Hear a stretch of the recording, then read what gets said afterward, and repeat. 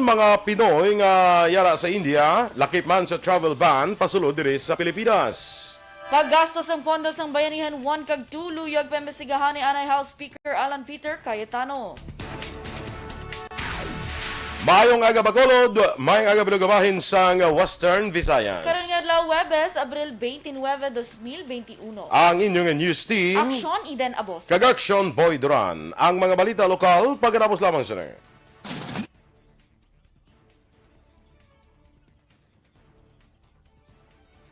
Good morning and happy Thursday sa aton sining mga ka-aksyon. Good morning, Nanay. Of course, kay Ma'am Christine Menyes Villalobos. Good morning, man. Kay Ephraim Aruz. Ma'am Carol Montoya, good morning kuno, Maninoy Boy. May Stofago, good morning, man. Of course, ari na si Ma'am Maria Luisa Melos, good morning. And saya sinibana nga si Sir Melchor. And of course, akong elementary teacher, Teacher Romela Arevalo.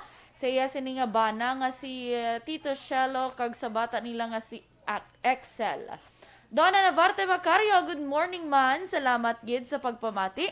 Athea Kim Eriman, good morning man. Kag kaya Liza Cabrera, good morning man. Of course, Jessie Basan Cabarubias, good morning kuno and stay safe always. Salamat gid.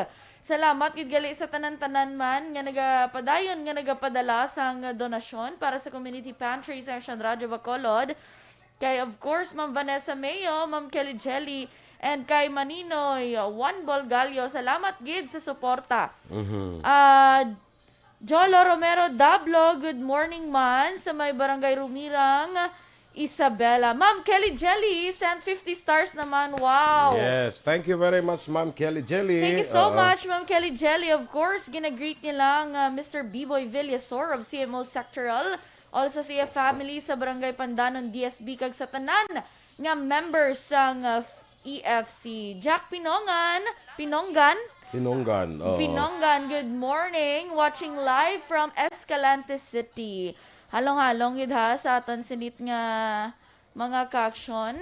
Grabe ang ang sa India no Action Boy. Yes, so abi mo sa India ganit na blay nang gina-report nila under kwan pa na siya, under-reported ba siya? Oo, late pa na. Hindi under gid siya. May aban sila nga hindi ma-report kay ti daw ka kwan kuno to daw ang ilang sistema bla to daw ka hindi pa gid bala tama ka advance bala. Oo. So, under-reported ba na siya? It might be nga, sobra sila ko ng mga 17 million ang ilang cases. Pero it might be nga, sobra pa kuno da. Kay asa kada 30, kuno ka kaso, isa lang ang gina-report. Ay, grabe. Nan. So, Ay, nakita ko to kagina, actually sa news, nga daw talilipo, sinapol ng mga IT sa India para nila kung ano ang dapat himuon Action Boy. Galing kay do wala naman to nagtanaw news sa ila, kay do tanan to. Kung hindi nagahigda sa hospital bed, nagabantay o nagapungkok, hindi ka sulod sa ospital. Nan. Kaya na sila sa mga dalanon. Amo nagani nga sige gyapon halong gid kita gyapon niya mga ka-aksyon diri sa ato no kay hindi niya lawog-lahog ang COVID. Milyon na ang hindi naman milyon, mga sa report lang sa official report nila hundreds of thousands na ang nagkalamatay sa India. Oo, sa India alone Action Boy So halong kita tanan okay? Yes. Sa kay Brian Jonaldo, good morning man. Kay Panga R.R. Rehinio, good morning mga palangga. Denden, Tito Boy, padayon kita. Yes.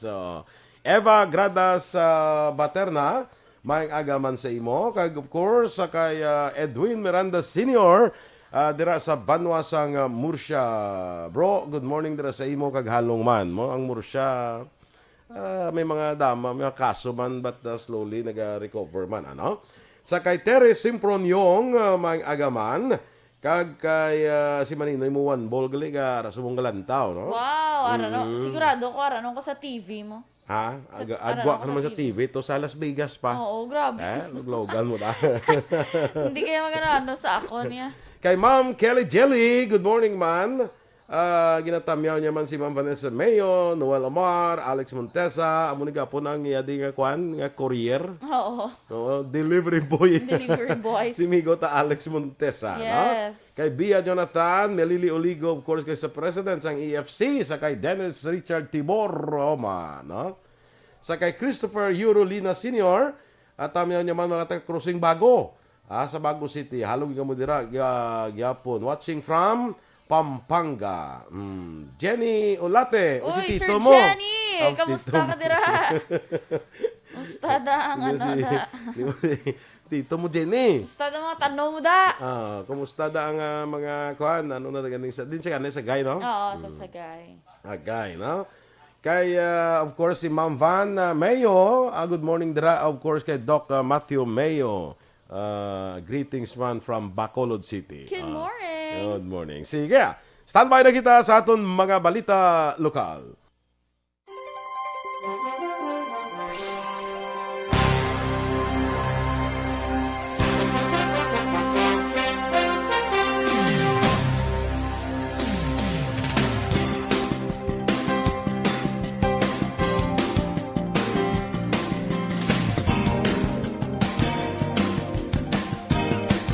Aksyon! Balitang Bayan, numero 1.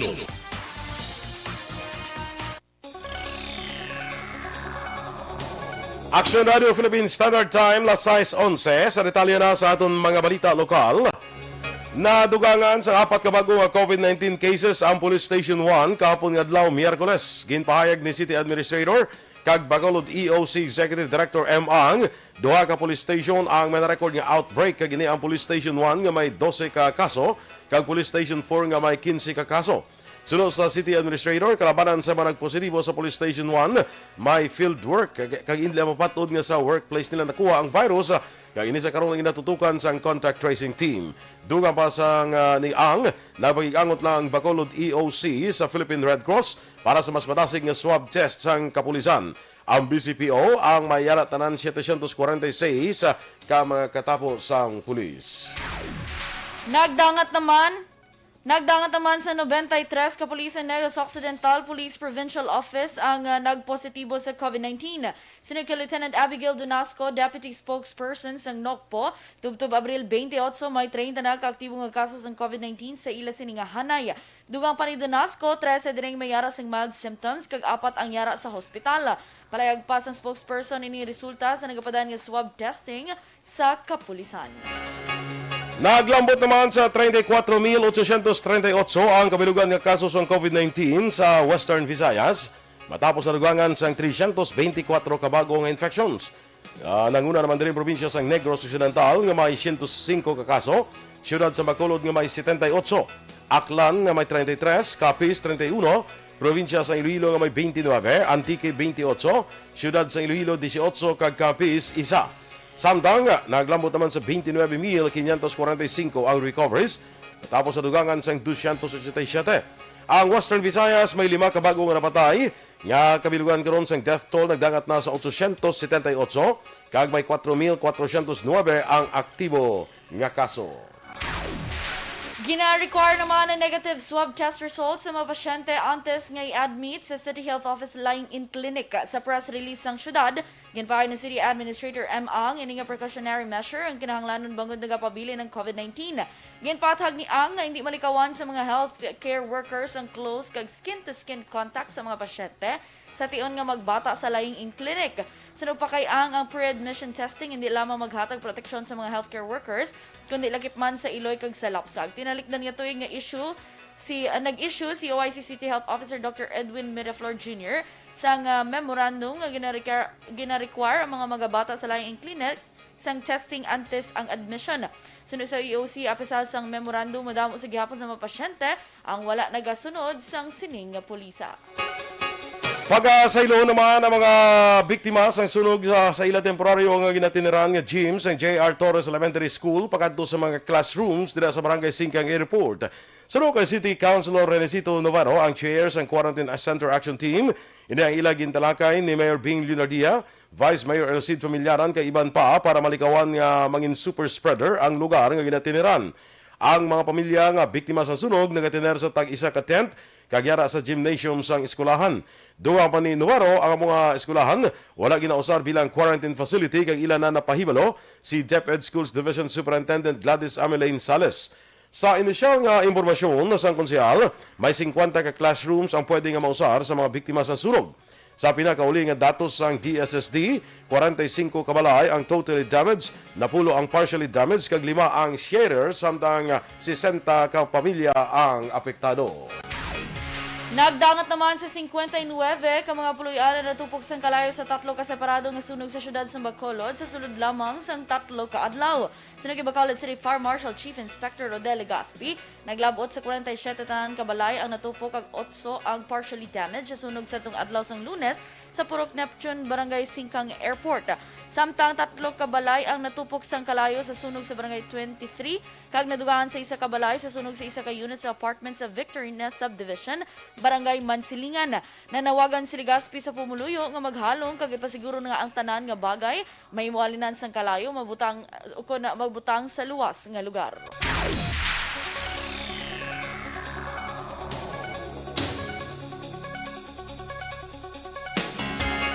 Naglambot naman sa tunga sektorya sang Banglid dira sa Spur 21 Barangay Comaliskis, Banwa sang Don Salvador Benedicto. Ang napiktuhan sa sunog na naglundan mga alas 12:15 ang udo atak na sang udto Miyerkules. Sa interview sa Aksyon Radio kay Senior Fire Officer 2 Ladin Maglasang, officer in charge sang DSB BFP, mga laya nga tigbaw ang nasunog kag ginklaro nga wala sang kahoy nga nalakip. Duha man ni Maglasang nagwa sa investigasyon nga may nagpangtutod sa ibabaw nga polusyon sa lugar kag wala nahingagaw palong bangod sa mamaskog nga huyop sang hangin rason nga naglapta sa mga laya nga tigbaw. Ang lugar nga nasunog ginapragyahan sa Northern Negros Natural Park. Wala naman sa balay kag tawo na apektuhan sa sunog nga gindeklarar nga fire out launa ang takda sang hapon. Sa katapusan nga balita lokal, nag-isa naman ang Church of People Workers Coalition para sa natalana nga Labor Day Rally sa Mayo 1. Sunog kay kilusang Mayo 1 Secretary General Noli Rosales ang Social Action Center sa Diocese of Bacolod, Bayan muna Negros kag iban pa nga progresibo nga grupo ang liwat magatipon para sa marcha protesta sa tuyo nga palabot kay Presidente Rodrigo Duterte ang ila panawagan nga dugang nga sweldo sa mga mamumugon kag ayuda para sa mga empleyado nga nadulaan sang obra bangod sa COVID-19 pandemic. Subong man ginapanawagan sang grupo ang libre nga bakuna para sa mga empleyado kag unta to na ang red tagging sa ila sini nga hanay. Nagalawom ang grupo sa CPWC nga maaprubahan sa syudad ang ila pangabay para sa amuman nga aktibidad. Mga Pinoy nga yara sa India lakip sa travel ban pasulod diri sa Pilipinas. Samtang paggastos ang pondo sang Bayanihan 1 and 2, paimbestigahan ni Anay House Speaker Cayetano. Ang detalye sa mga balita national sa magbalik sang aksyon. Hindi pa rin natatapos ang laban natin sa COVID-19. At sa labang ito, isa sa pinakamahalagang armas natin ang tamang impormasyon. Importanteng maalam tayo kung paano ba natin mababawasan ang tsansang mahawaan tayo ng COVID-19. Pero, ano nga ba ang alam natin ngayon tungkol sa pagkalat ng COVID-19?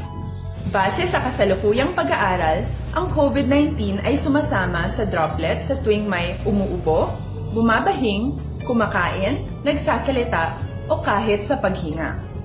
Kadalasan, hindi natin namamalayan ang pagtalsik ng mga droplets na ito dahil hindi sila nakikita. Ano naman ang magagawa natin para maibaba ang exposure natin o tsansang magka-COVID? Kailangan nating maibaba ang exposure mula sa virus tuwing nakikipagsalamuha tayo sa iba. Isa sa pinakamainam na tool ang face mask upang mabawasan ang ating exposure at ang pagkalat ng COVID-19. Kaya naman, face mask ang bida topic natin for today.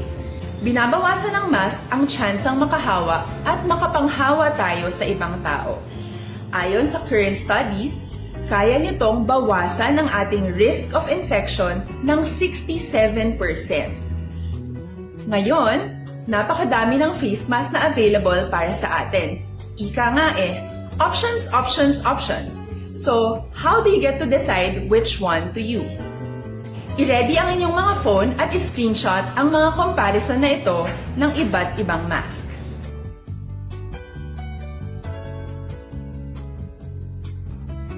Ngayon, alam na natin na maaari tayong gumamit ng cloth mask. Alalahanin po na hindi pwedeng i-side A at side B ang cloth mask. Labhan ito araw-araw gamit ang maligamgam na tubig, detergent at bleach. Para naman po sa mga medical or surgical mask, tandaan na hindi ito maaaring i-recycle. Itapon na ito pag madumi na, basa na, o gamit na. Samantala, ilaan naman po natin ang mga N95 mask para sa ating mga healthcare workers na patuloy na nakikipaglaban sa COVID-19. Huwag din po natin kalimutan na hindi natin nirerekomenda ang paggamit ng N95 respirators with valve. Habang kaya nitong protektahan ka sa virus, hindi naman ito mapoprotektahan ang mga tao sa paligid mo. Good morning, Liwat Action Boy. Good morning. Gali na gatanaw gid ang kilala ko nga 35 ang hawak. May upod nga 25 ang hawak. 35 ang hawak. May upod nga mestiza sa Lopez East nagbakal sang pagkaon. Oo. Good morning. Salamat sa pagtanaw. Sino na? Basta lang Hindi lang bala. na paglawagon niya. Hindi lang sa magpalawag. Sige. ya. Basta 35 hawak yan. Oo. So, agdanan kami 35 hawak. Dudahan mo na siya, amo na siya. Oo. Pero siya tayo may upod yung mestiza ya. May mistisa sa Oo, napod. oo, good. Nagmistisa man lang to guro kay tungod itom na siya. Ha? Nagmistisa naman na sa guro kay tungod Kaya itom. ito ko magtupad. Itom ba dyan itom? Alain. Ate ko magtupad, kung galisi mo, mistisa ko. Hindi, puti lang. Hindi mistisa. Ay, nano, Hindi, ito pala. kung magtupad ka sa akon, morena ka. Mo na. May Morena girl. Sige. Sige, Andreo Huelar. Good morning man. Happy birthday ko no sa iyang sister Glenda Huelar Durana. Now, happy birthday sa imo Glenda Huelar Durana. Happy birthday to you. Ma'am Vanessa Kayo Mayo. lang Duran. Ba hindi Duran? Hindi, Duran. Basta na typo. Na butangan A. Duran, lagi siya. Duran. Lagi siya. Si Ma'am Van is monitoring from their clinic, no, sa Mayo Yes. Clinic. Good morning, Mayo good morning. Clinics. Mayo Clinic. Clinic sa kona yan ang Ay, hindi sila galing. Personal from Mayo Clinic. Good. Mas na kaya clinic siya sa hindi lang kona sa yan ang Sa Guya. ina, Ano man? ina lang ano na ganina ng napkin blan na. Ano? Ang tissue blan na. Ano? Ng tissue blan na. Sabad.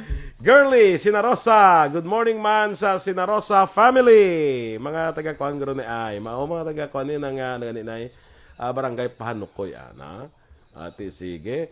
Kay Jover Pestanio, may agaman sa imo. Kay Kelly Jelig na tabi si Jenny kay Jane Nagor. Kay sa mga amiga niya sila Alma Oligon, Cirila Samar, Aguilion, Michelle Montilla. Elmer Pelortana, Che Zamora. Happy birthday man kay Rosemary Pangkobila Pasite. Happy birthday to you. Happy birthday, Rosemary Pangkobila Pasite. Sige. Action, Eden? Kay Celestine, dire ka na kay Celestina. Kay Celestina Henoraga, good morning, Celestino? man. Ay, Celestino, Hindi galing. mo pa karumabaya. Balaan mo na ka, ano ko, medyo in-chick type sa mo. Good morning, with your beautiful lady. Wow! Small things. My beautiful lady. With your beautiful lady mo? Hindi with the ha, kundi with With your. Oh my gosh. Eh? Kay Lads Hara, good morning. Pa-shoutout lang na kay Erwin Flores, Noynoy Flores, kag Rosel Montes Guara, nagapamati subong. Salamat. Renan Payungayong, good morning man. Kay Greg Gustiniani Puertas, Ken Cesar Barcelona, mayong buntag gaw. May buntag gaw. Igagaw. Ano gaw? Pakaysa. Okay. Igagaw. Kas. Kung sa atong kas. Yes. Rochelle Evangelista, good morning man. Kay Henry Antonio Foscablo. Stay safe. Councilor, morning dra. Ay, Councilor na siya. Good morning, Councilor. Tingtab. Councilor. Councilor. Diba sa mayor? Mayor. Good morning, mayor. Mayor. July. Mayor. Hello, Councilor. Katalaka din ba? July Harabe, good morning man from Barangay Estefania. Ray Barogya, good morning. Kay Alpay Holena, good morning man. Kapamati sa paghidait Tangob. Oy, tanan nga mga purok paghidait ha sa Barangay Tangob. Badamo, ka salamat. Dala sa inyo tanan. Itamyawan ko na i-belated happy birthday blau si Gingging Arroyo. I think kahapon yung bilang birthday mo, no? Huwag sa kapang imbitar, pero kita ko may birthday party siya. May birthday party sa siya mga kaupod na sa Zumba. Zumba girl man siya mo. Zumba girl. No, birthday kahapon. I think kahapon, no? Belated happy birthday, Gingging. So, hindi nila naikanta. Kay Okay, belated belated mo, na mo. no? Sorry. Oh, sorry. Kaya kung gapo lang ko kabalo ko din, nakantahan ta kaya. Solo. Yes, oo. Sige. Sa din na to? Kay Helen Sereta. Oo. From Kapaklan, Inayawan, Kawayan. Kay Teresa Linaha Kayaw. Teray, good morning Tera sa imo. Nagkadlaw ko na si Doc Mayo sa imo. Hindi, nagkadlaw si Mamban. Kay nagambal ko na si Doc Mayo sa iya. Si Doc Mayo is an American doctor, no? Yes. Is that Aksyon Boy Duran? Amo na to, no? Is that Aksyon Boy? Hey, Joe! Hey, Van! Is that Aksyon Boy? Ay, Van ang tawagaw? Van, Malay mo, hey, Lab! Honey! Honey, oh. Standby na sa Balita National.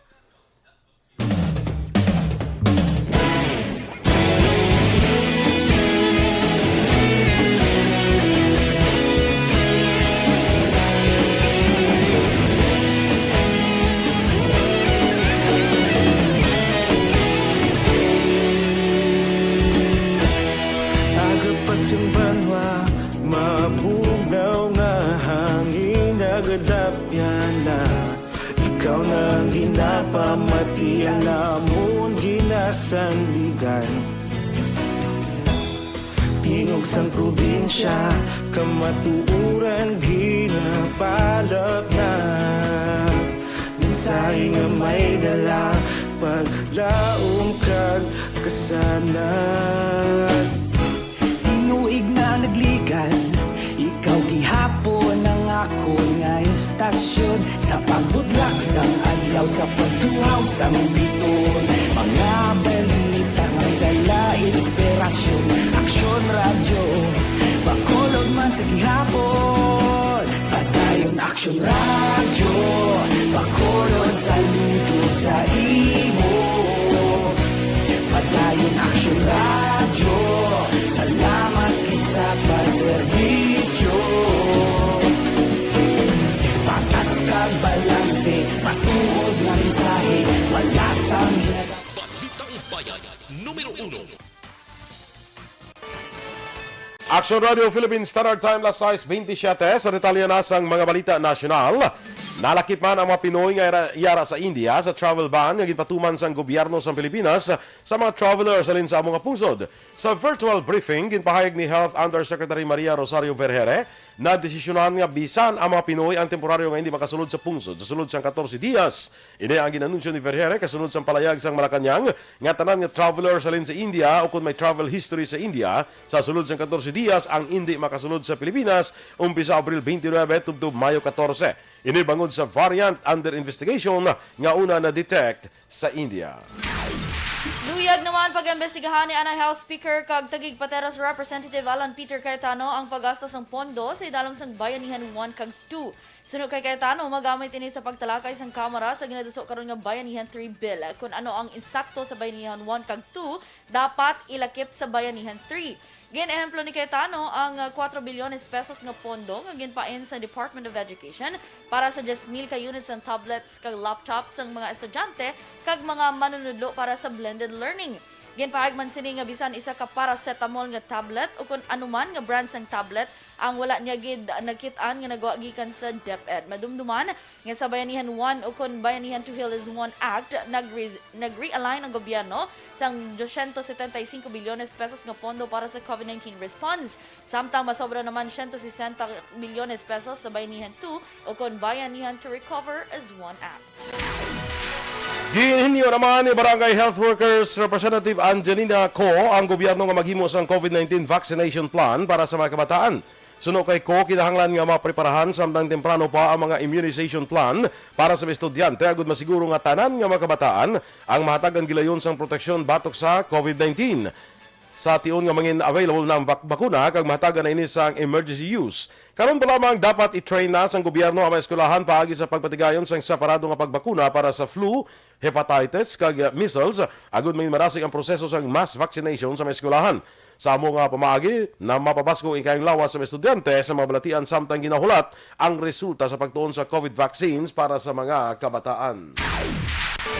Nabuhi na naman ang posibilidad nga makalaton sa mga kaupdanan nila sa puloy-an ang nabakunahan na sang bakuna kontra COVID-19 nga himos ang Pfizer o kuna AstraZeneca. Ining base sa pagtuon nga ginhimos ang Public Health England kag ginpagawa kahapon. Base sa pagtuon, 38.49% nga buhing sa posibilidad nga makalaton ang mga ginigo sang COVID-19. 3 ka semana matapos mabakunahan sang Pfizer kon AstraZeneca ikumpara sa mga wala pa na bakunahan. Ginkalipay naman ni British Health Secretary Matt Hancock ang resulta sang among nga pagtuon. Hindi madayon ang pag-abot sa 15,000 kung wala madayon ang pag-abot sa 15,000 doses ng Sputnik 5 COVID-19 vaccine. Suno kay Presidential Spokesman Harry Roque, ang problema sa logistics amo ang pangunang rason sa pagkatrasar sa pag-abot sa 15,000 doses nga trial order sa Sputnik 5. Giyon pa siguro ni Roque nga ginapangitaan na sa solusyon ni Vaccine Czar Carlito Galvez Jr. ang problema kaya ginapaabot ni mabaton sa Pilipinas ang initial nga order sa bulan sang Mayo. Ginalanta naman sa Department of Health nga matrasar pa ang pag-abot sa bakuna gikan sa India bangod sa pagsaka sa kaso sa nasambit nga pungsod. Sino kay Health Undersecretary Maria Rosario Vergere, gina-reassess na sa vaccine cluster ang distribusyon sa bakuna sa ginapaabot nga pagkatrasar sa delivery. Dugang pa ni Vergere, bangod sa natabo ginpauntad sa India ang ilang commitment sa iban nga pungsod kay hindi lamang ang Pilipinas ang apektado. Gin pa siguro ni Vergere nga flexible ang mga plano kung maka-adopt kag maka-adjust kung may mga kaangay nga sitwasyon nga matabo. Una ginpahig sa Philippine Envoy sa India nga 8 milyones doses ang Covaxin sang Bharat Biotech i-deliver sa katapusan sang Mayo. May ginapaabot man ang Pilipinas nga 30 milyones doses ang Novavax subong nga tuig. Aksyon Radio Philippine Standard Time, las 6:31. Inyong mamatiyan natin mga balita diri sa Aksyon, Balitang Bayan, Numero 1. Standby na kita sa Aksyon Report, second portion. Upod kay Aksyon, Fred Salanga. Balikay kita sa dugang mga balita sa Aksyon Balita Morning Edition. Upod gapon sa inyo News Team. Aksyon Iden Abos. Kag Aksyon Boy Duran, una sa balita, una sa Aksyon, sa Bacolod Aksyon Radio.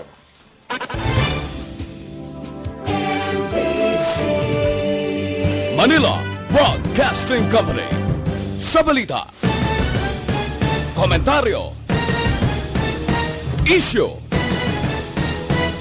serbisyo publiko. Aksyon Radio. Sa Bacolod, Aksyon Radio. Aksyon!